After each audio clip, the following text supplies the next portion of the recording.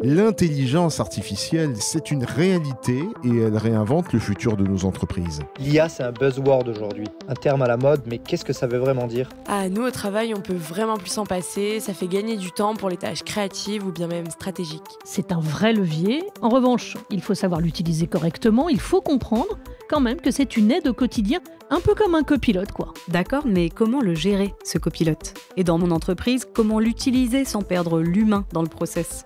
Il faut avoir les clés pour ça. L'IA n'est pas là pour remplacer l'humain, mais pour libérer notre potentiel et nous recentrer sur l'essentiel. Les ressources humaines prennent le virage de l'intelligence artificielle. De plus en plus d'entreprises s'appuient sur l'IA pour automatiser des tâches répétitives ou chronophages, comme par exemple le tri des CV ou la rédaction d'offres d'emploi. Mais les outils peuvent aller beaucoup plus loin dans la gestion des compétences et l'organisation. L'IA transforme en profondeur le monde du travail. Bonjour à tous, je suis Bertrand Haucher et vous écoutez le podcast du club TGS France. Dans ce nouvel épisode, nous explorons les opportunités et les limites de l'intelligence artificielle dans les ressources humaines et le management.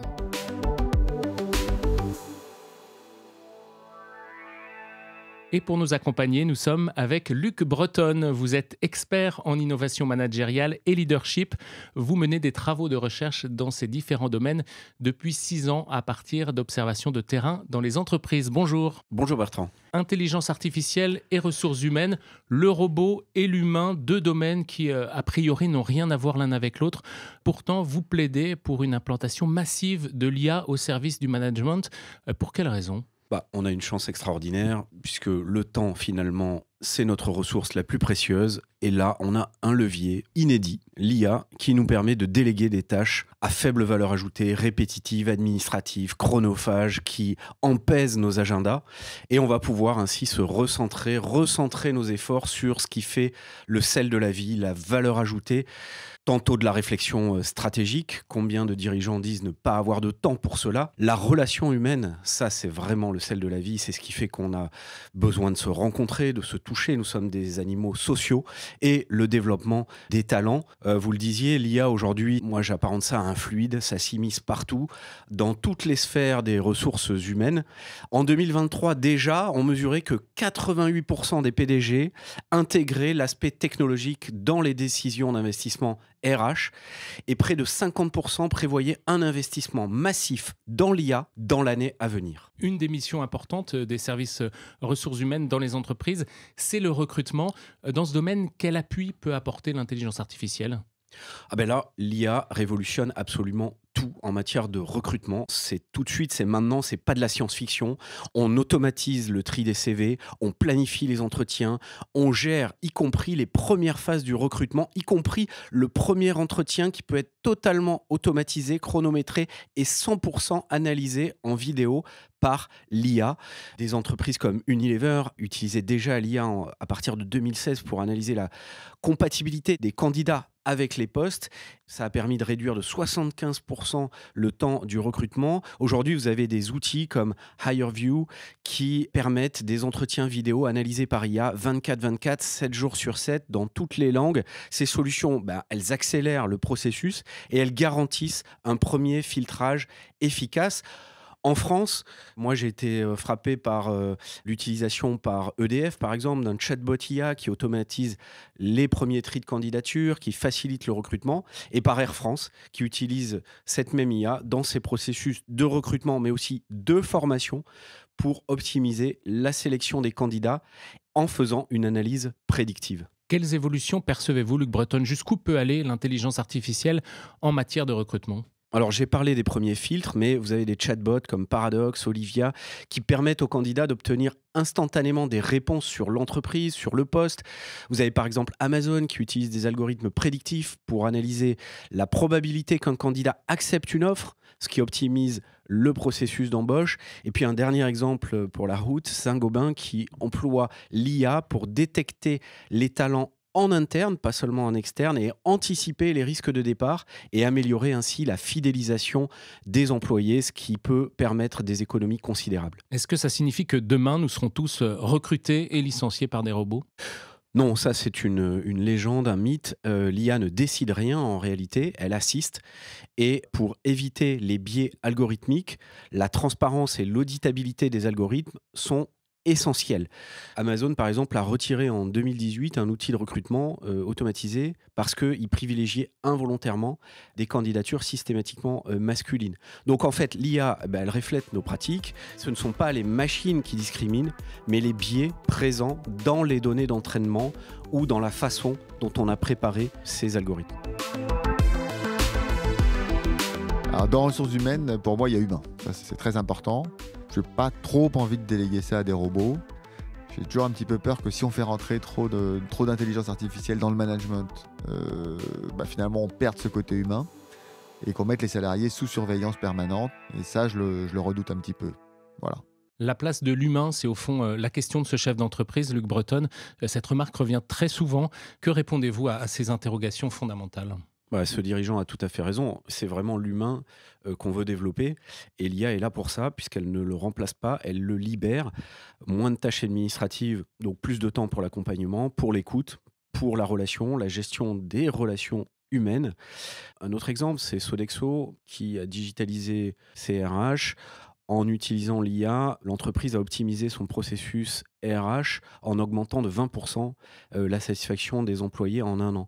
Les études des Big Four, les grands cabinets de conseil et d'audit, sont convergentes et montrent que plus de 70% des entreprises qui ont intégré l'IA dans leur RH constatent une amélioration de l'engagement des employés. Pourquoi ? Parce que les managers se concentrent davantage sur le relationnel. On peut craindre peut-être aussi, comme ce chef d'entreprise, ou en vous entendant, une forme de flicage avec l'intelligence artificielle, en tout cas que ça soit perçu comme ça par les salariés. Absolument. Moi, j'ai un souvenir ému de Microsoft Viva Insight qui utilise les données des utilisateurs connectés à la plateforme Microsoft, qui en fait permettait aux entreprises d'avoir accès à ce flicage généralisé et qui a reçu un backlash énorme, qui a été obligé de faire marche arrière et de bien expliquer dans quelle mesure ces données étaient accessibles. Je pense que l'enjeu, c'est l'éthique. L'IA doit être un support, pas un outil de contrôle. Il y a une start-up qui est intéressante en France qui s'appelle Grit, GR33T, qui est une start-up qui analyse les données de travail anonymisées pour formuler des recommandations sur les amplitudes de travail. Et puis, chez SAP, par exemple, vous avez une IA qui détecte les risques de burn-out et qui propose des ajustements dans l'organisation du travail. Et ils ont réduit ainsi de 15% le taux de stress mesuré des employés. Nous, chez NextGen, l'entreprise que je dirige, on utilise l'IA pour analyser dans la durée le fonctionnement des équipes. On va le mesurer, on va être capable de dire il y a dans telle et telle partie de l'organisation, il y a des problèmes qui peuvent être plus ou moins systémiques, par exemple de sécurité psychologique, de confiance, d'interdépendance des tâches, et d'agir de manière pertinente en soutien des équipes qui en ont le plus besoin pour qu'elles améliorent elles-mêmes leur mode de fonctionnement.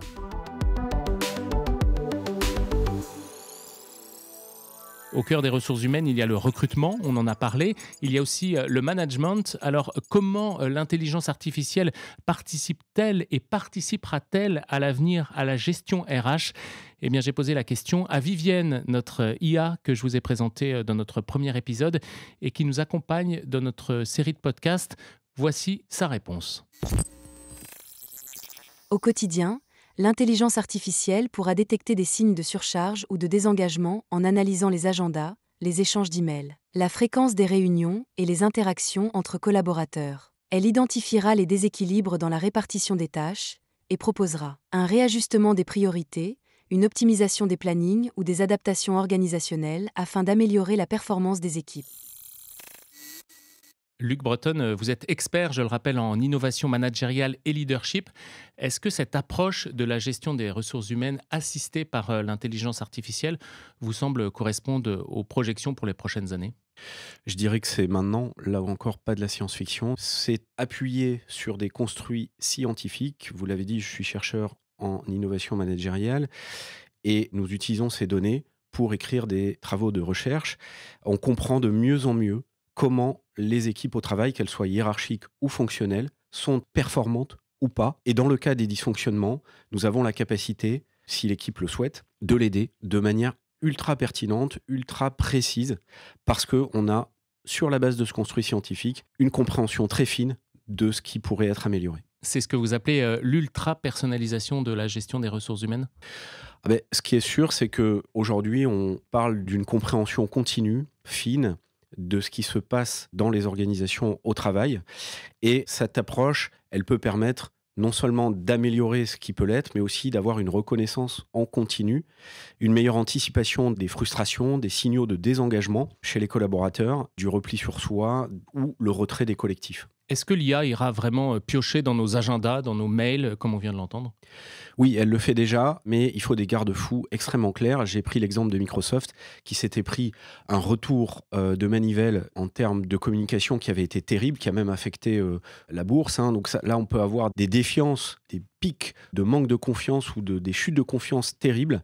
Donc il faut qu'on ait une confiance absolue sur la façon dont l'IA opère, l'analyse de tendance globale, mais certainement pas l'intrusion dans des contenus individuels, ce serait catastrophique. Mais on a de bonnes choses à aller chercher, toujours chez les Big Four qui regardent l'IA de manière très précise. Il y a des outils d'IA qui permettent de détecter les réunions inutiles et de libérer comme ça 1h30 par semaine par employé, c'est les ratios que l'on a aujourd'hui, ou l'optimisation des plannings qui permettent de réduire de 20% les conflits de planning et améliorer la gestion des ressources. Au final, on voit bien qu'avec les apports de l'intelligence artificielle, l'organisation traditionnelle des ressources humaines en entreprise est profondément bouleversée. Elle est bouleversée à jamais. Elle répond finalement à quelque chose qui est apparu très fort lors de la crise du Covid, qui est le besoin pour chaque employé d'être traité de manière spécifique. Alors ça paraît dingue, mais aujourd'hui on a des outils qui permettent de gérer cette complexité. Et si on est bien outillé, on doit pouvoir quand même travailler de manière beaucoup plus professionnelle que par le passé. Certaines pratiques deviennent obsolètes, je pense aux entretiens annuels ou semestriels, des choses comme ça. Oui, pour les raisons que j'ai dites précédemment, c'est-à-dire qu'on va être dans une capacité d'évaluation. Les anglo-saxons utilisent un terme qui est seamless, sans couture, en continu.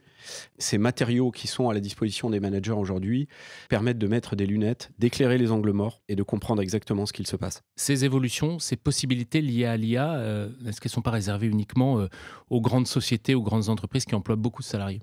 Alors pas du tout, et alors ça c'est vraiment un autre bénéfice extraordinaire de l'IA, c'est que ça s'adapte à toutes les tailles d'entreprise. Les PME comme les startups peuvent accéder à coût marginal assez moyen. Par exemple dans le BTP, il y a des PME qui utilisent l'IA pour anticiper les besoins de main d'œuvre sur les chantiers, augmenter leur rentabilité significativement. On a fait des mesures de l'ordre de 20%. Une boulangerie artisanale qui peut utiliser l'IA pour optimiser ses plannings, réduire le gaspillage, anticiper la demande.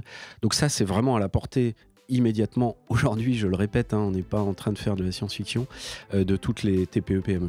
Quelle que soit la taille, quel que soit le secteur. Absolument. Certains dirigeants d'entreprise nous disent dans le premier épisode de notre podcast qu'ils ne sont pas pressés d'intégrer l'intelligence artificielle, qu'ils préfèrent attendre que les choses se stabilisent. Est-ce que c'est une stratégie possible, réaliste, d'après vous, pour les ressources humaines ? L'attentisme est absolument risqué. Il y aura les entreprises accélérées par l'IA et les autres. Je pense que les autres ont une chance de disparaître qui est quand même très accélérée par rapport à la première catégorie. Aujourd'hui, les entreprises qui retardent l'adoption de l'IA risquent de perdre en compétitivité de manière drastique. Pour autant, les entreprises qui n'ont pas déjà mis le pied à l'étrier n'ont pas perdu. Par exemple, Zalando a attendu avant d'intégrer l'IA dans ses RH, mais a rattrapé son retard en 18 mois en adoptant les meilleures pratiques. Donc, il ne faut pas tarder. Ce qui serait dramatique, c'est de se dire qu'on a encore beaucoup de temps pour s'y mettre. Non, on n'a pas beaucoup de temps pour s'y mettre. Et en tout cas, si on ne s'y met pas tout de suite, il faut accepter le fait qu'on va accumuler un retard de compétitivité qui ne va que s'accentuer. S'y mettre, mais de quelle manière ? Quelle est, à votre avis, la meilleure méthode pour implanter des outils IA au service des ressources humaines en entreprise ? Sur chaque maillon de sa chaîne de valeur, regarder quelles sont les meilleures pratiques, quels sont les exemples, se faire accompagner. Moi, j'accompagne beaucoup de clients sur leur démarche d'installation de l'IA. Aujourd'hui, il ne sert à rien d'inventer. Le fait même d'observer les meilleures pratiques de son secteur sur des tailles d'entreprises similaires doit permettre, dans les 6 mois, des gains significatifs sur ces maillons de la chaîne de valeur métier. Arrêter avec ces fantasmes de l'IA prédatrice, de l'IA qui amène des biais, de l'IA qui est un danger. Aujourd'hui, c'est un accélérateur de performance, c'est un accélérateur de bien-être au travail pour libérer les temps humains de qualité dont tout le monde manque aujourd'hui. Je pense que personne ne pourrait dire le contraire. Elle doit être utilisée intelligemment, avec éthique. Si on marie la puissance de ces outils avec la volonté de remettre l'humain au centre dans les organisations, on peut vraiment positiver cette démarche et embarquer toute l'entreprise dans ces nouveaux défis. Merci Luc Breton. Merci Bertrand. Et merci d'avoir été avec nous pour ce 2e épisode du podcast du club TGS France consacré à l'IA dans les ressources humaines et le management. Vivienne, quelques mots peut-être sur ce club ? Tout à fait. Ce club, c'est aussi 4 conférences d'experts par an dans 5 villes françaises. Retrouvez toutes les actualités sur la page LinkedIn dédiée. Si le sujet de l'IA vous intéresse et que vous souhaitez aller plus loin, abonnez-vous à ce podcast pour ne manquer aucun épisode.